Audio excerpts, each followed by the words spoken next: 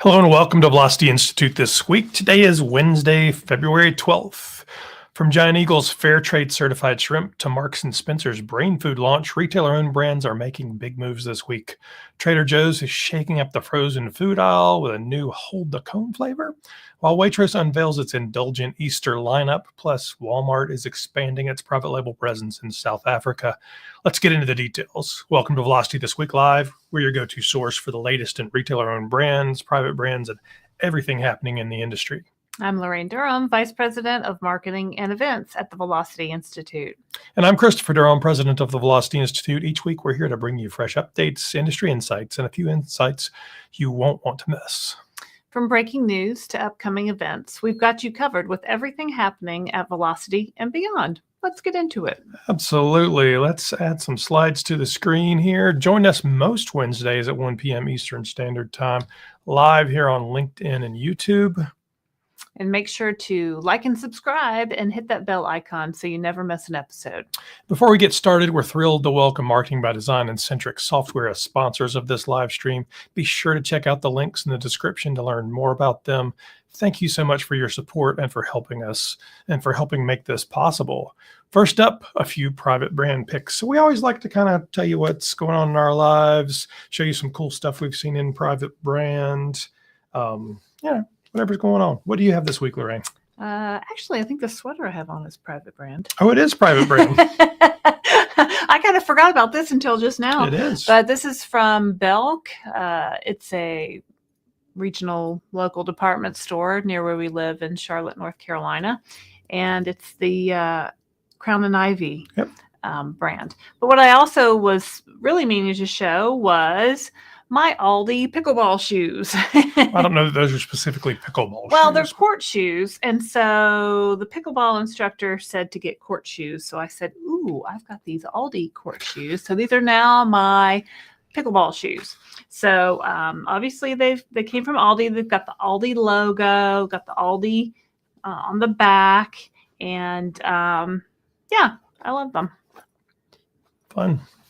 And I have some Aldi ones as well. I actually have some Lidl ones from Europe. Mm-hmm. So another pick from my book a few years ago, the Vanguard Vintage Originals. It's a collection of private brand vintage package design going back to the late 1800s. It's a coffee table book.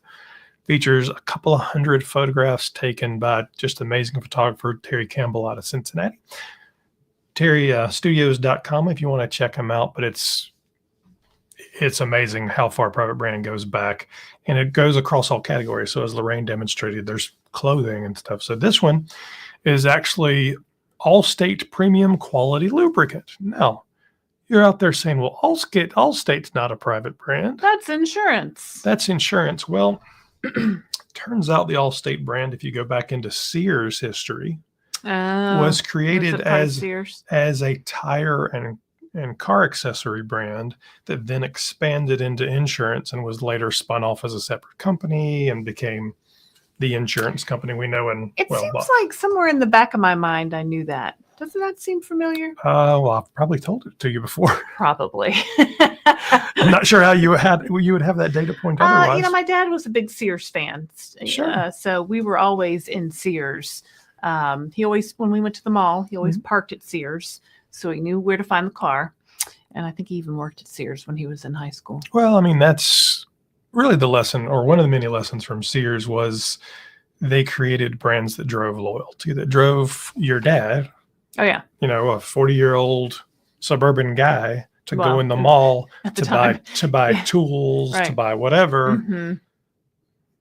And, at one point, I think, 70% of America had a Craftsman tool in their house. I know we did. 50% of America had a Kenmore appliance. We sure did, yeah. It is possible to create loyalty and build brand value with private brands. Mm-hmm. Sears since kind of messed it up, of course, but there's still learnings there. All right, let's go back to some slides and talk about some news. In story number 1, Giant Eagle has made history by achieving fair trade certification for its entire Nature's Basket shrimp line, marking a significant step in the retailer's commitment to responsible sourcing. This makes Giant Eagle the first U.S. retailer to obtain fair trade certification for an entire private brand seafood product line. The certification ensures that the shrimp meet high social and environmental standards. It's kind of funny, like the shrimp. I have to say please and thank you. No. They do. Benefiting fishers, protecting marine ecosystems, and offering consumers a more ethical choice. Adam Brannon, Senior Director of Meat and Seafood at Giant Eagle, emphasized that this achievement reflects the company's dedication to providing high-quality, sustainable products. Josh Nelson of Fairtrade USA highlighted the importance of this milestone, stating that it empowers shoppers to make responsible purchasing decisions while improving the livelihoods of those involved in the supply chain. The Nature's Basket shrimp line includes a range of cooked and uncooked shrimp options, all sourced with sustainability in mind. Giant Eagle's private brand relaunch in 2023 reinforced its focus on environmental responsibility, with approximately 70% of Nature's Basket items receiving a top How Good sustainability rating.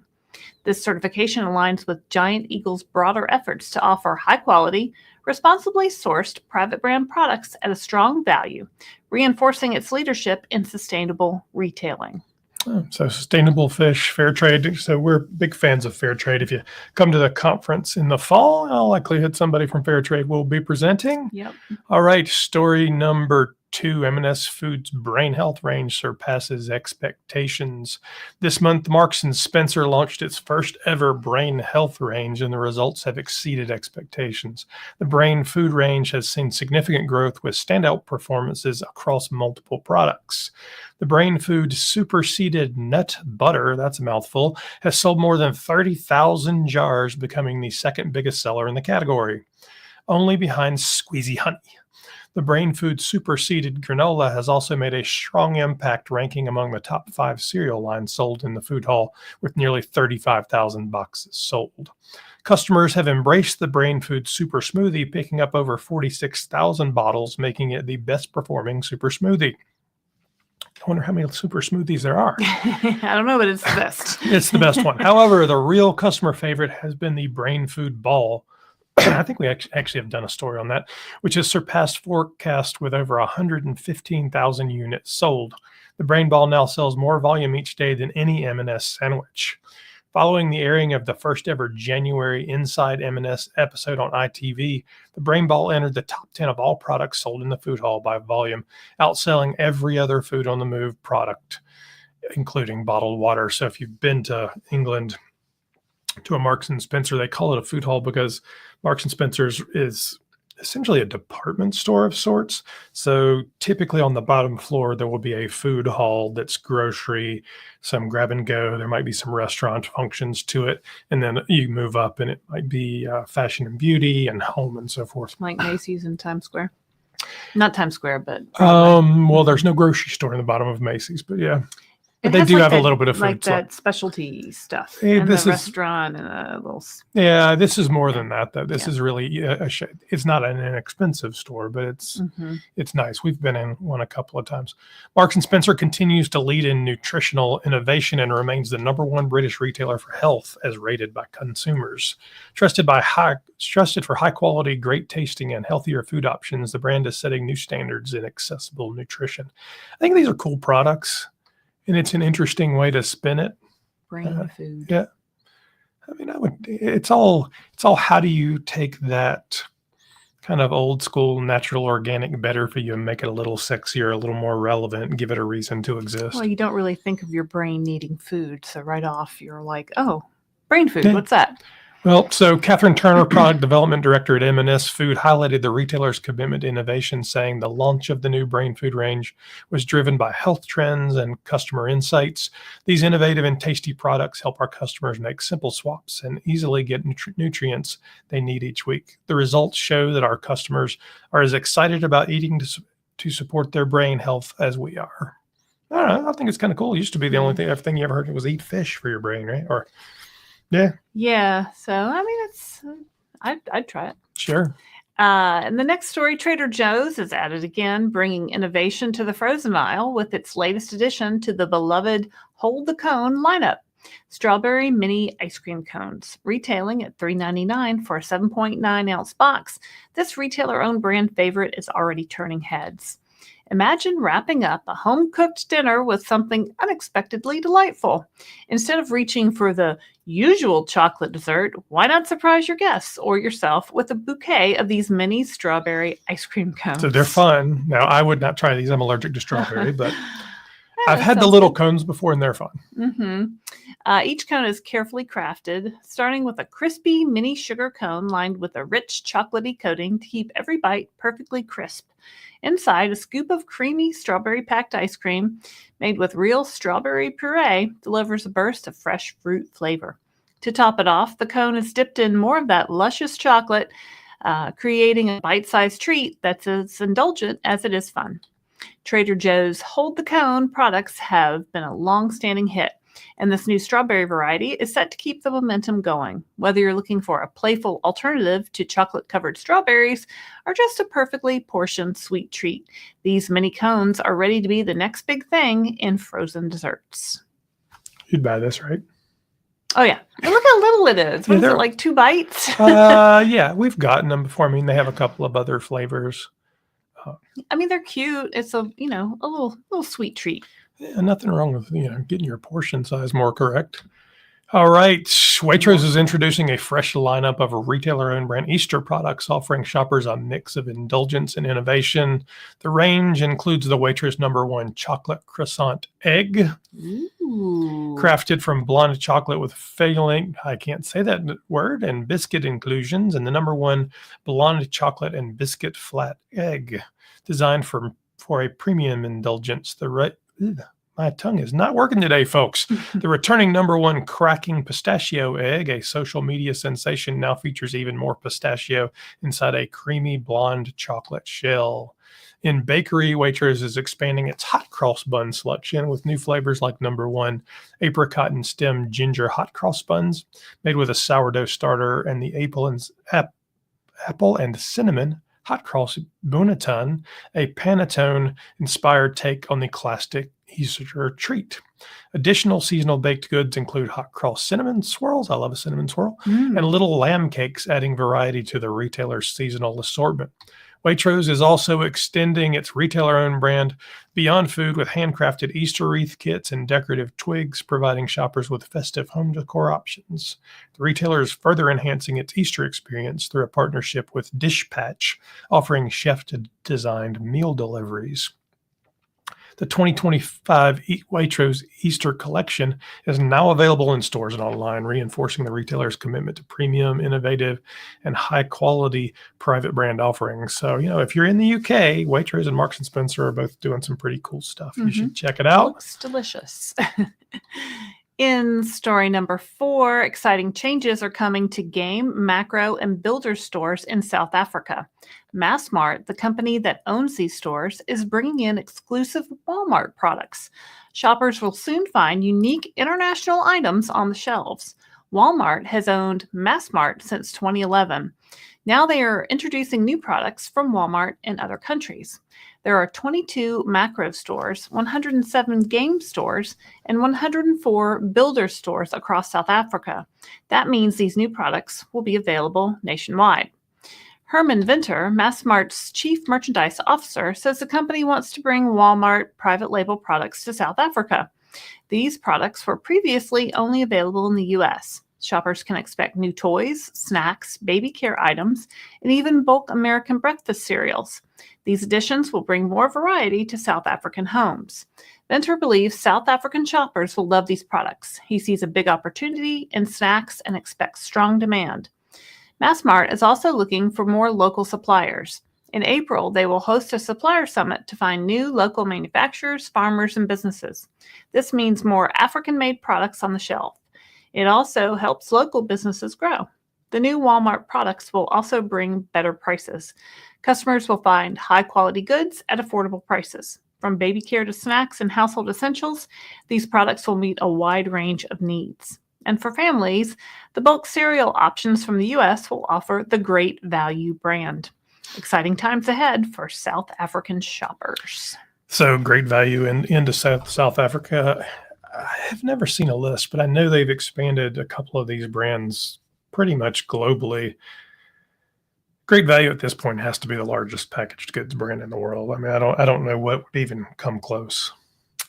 I mean, does Del Hayes have any global brands like that? Well, we did a story last week where they had launched their national organic brand. I don't think it gets to the volume of what Walmart's doing. So you add the U.S., you start getting the other countries. It's just a huge brand. All right. So we always like to end up telling you about our events coming up. Of course, every week or most weeks we'll be here live on YouTube and LinkedIn Wednesdays at 1 p.m. Eastern Standard Time. So mark your calendars and make sure you're part of the conversation. Don't forget, of course, to like and subscribe and hit the bell to stay in the loop with every episode. And let me tell you about the conference coming up. So our biggest event of the year is the Velocity Institute Conference and Expo. As always, it's in Charlotte, North Carolina, our home. This year, the theme will be the art of retailer-owned brand innovation. The event will be May 13th through the 15th of 2025. And we're moving away from hotels and conference centers to have it at the Mint Museum in the uptown of Charlotte at the Levine Center for the Arts. It's a beautiful space, reinventing, rethinking, kind of going into how do we make this vibrant engine for growth and innovation in private brands. So super excited about what we're going to be able to put together. And sponsorships and booths are available right now. We've got a few, I think we've got one on stage sponsorship left right now. So you could actually speak if you wanted to. And then there's a few booths left. So if you reach out to me at cdurham@velocityinstitute.org, we'll be happy to help you out with that. And tickets are currently available. So go to velocityinstitute.org and you can buy tickets. Vertex Awards actually just closed for entries.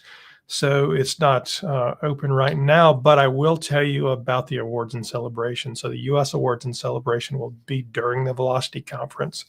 The celebration will be in May there, and we'll give away awards. We'll do a cocktail party on the patio overlooking Tryon Street, which is the kind of main drag in uptown Charlotte.